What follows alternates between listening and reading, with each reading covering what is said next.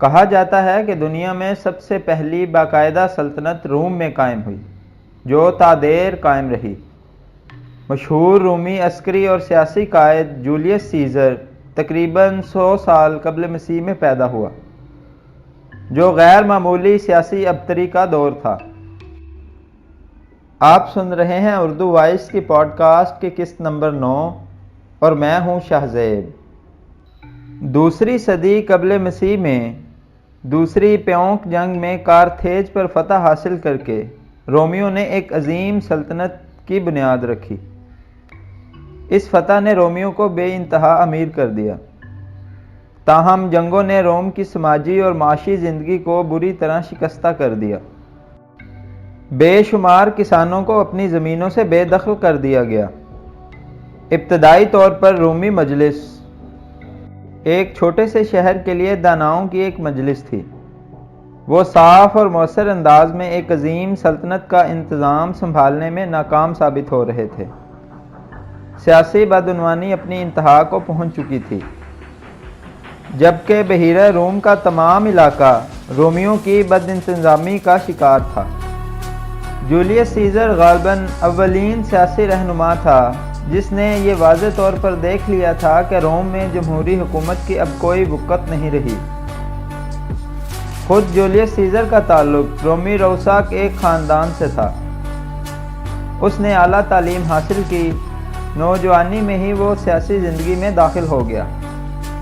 تاہم 58 سال قبل مسیح میں جب وہ 42 برس کا تھا، اسے روم کے زیر تسلط بیرون ملک 3 صوبوں کا گورنر منتخب کیا گیا۔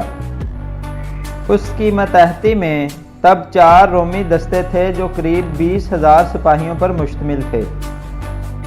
51 سے 58 سال قبل مسیح کے دوران سیزر اپنی فوجوں کے ساتھ گاؤل گاؤں کا باقی حصہ فتح کرنے میں مصروف رہا۔ اس علاقے میں موجودہ فرانس اور بیلجیم اور اس کے سلقہ ہالینڈ، جرمنی اور سوئٹزرلینڈ کے چند علاقے شامل تھے۔ حالانکہ اس کی فوج کی تعداد بھی کم تھی، لیکن تمام گالک قبائل کو شکست دینے اور ریہائن دریا تک کا تمام علاقہ رومی سلطنت کا حصہ بنانے میں وہ کامیاب ہو گیا۔ اس نے ایک فوجی مہم برطانیہ کی طرف بھی روانہ کی، لیکن وہاں اسے مستقل نوعیت کی کوئی فتوحات حاصل نہ ہو سکیں۔ گاؤل کی فتح نے سیزر کو، جو پہلے ہی روم کی ایک معروف سیاسی شخصیت تھا، ایک ہیرو بنا دیا۔ اس کے سیاسی حریفوں کی رائے میں وہ کہیں زیادہ طاقتور اور مقبول تھا۔ جب اس کی عسکری ذمہ داریاں تمام ہوئیں تو رومی مجلس قانون ساز نے اسے ایک شہری کی حیثیت سے روم آنے کی اجازت دے دی، یعنی وہ اپنی فوج کے بغیر روم آ سکتا ہے۔ سیزر کو خدشہ محسوس ہوا، جو کہ شاید درست ہی تھا، کہ اگر وہ اپنے دستوں کے بغیر روم واپس جاتا ہے تو اس کے سیاسی حریف اسے تباہ کرنے کے لیے کوئی موقع ہاتھ سے نہیں جانے دیں گے۔ 49 سال قبل مسیح میں یعنی 10-11 جنوری کی رات کو رومی مجلس قانون ساز کی واضح حکم عدولی کرتے ہوئے سیزر اپنے دستوں کے ساتھ بیکن دریا سے ہو کر شمالی اٹلی تک آیا اور وہاں سے روم میں داخل ہو گیا۔ اس واضح غیر قانونی اقدام نے خانہ جنگی چھیڑ دی، جس میں ایک طرف سیزر کی فوج تھی اور دوسری طرف مجلس قانون ساز سے وفادار فوج۔ یہ جنگ تقریباً 4 سال تک جاری رہی، جو کہ سیزر کی مکمل فتح پر ختم ہوئی۔ آخری جنگ 45 سال قبل مسیح میں 7 مارچ کو اسپین میں منڈا کے مقام پر لڑی گئی۔ سیزر اس نتیجہ پر پہنچ چکا تھا کہ جس مستعد اور اصلاح یافتہ شخصیت کی روم کو ضرورت ہے، وہ خود اس کے علاوہ کسی میں نہیں ہے۔ وہ 45 سال قبل مسیح میں اکتوبر میں روم پہنچا اور وہاں تا حیات آمر بنا رہا۔ 44 سال قبل مسیح فروری میں اس کو تخت نشینی کی پیشکش کی گئی، لیکن اس نے اسے رد کر دیا۔ تاہم چونکہ وہ ایک فوجی آمر تھا، اس کا یہ اقدام اس کے جمہوری حریفوں کی تسلی نہ کر سکا اور بالآخر 44 سال قبل مسیح میں 15 مارچ کو سازشیوں کے ایک گروہ نے مجلس قانون ساز کی اجلاس کے دوران سیزر کو قتل کر دیا۔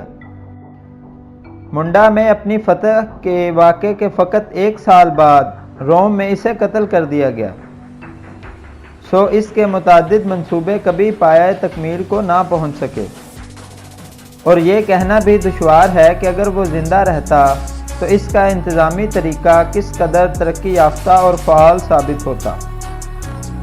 سیزر کے کردار پر بڑی تنقید بھی ہوئی کہ وہ اقتدار کا متمنی تھا۔ اس نے اپنے سیاسی اختیارات کو دولت سمیٹنے کے لیے استعمال کیا، تاہم بیشتر پرجوش سیاستدانوں کے برعکس وہ عمومی طور پر نہ گمراہ کن تھا اور نہ فریب پرور۔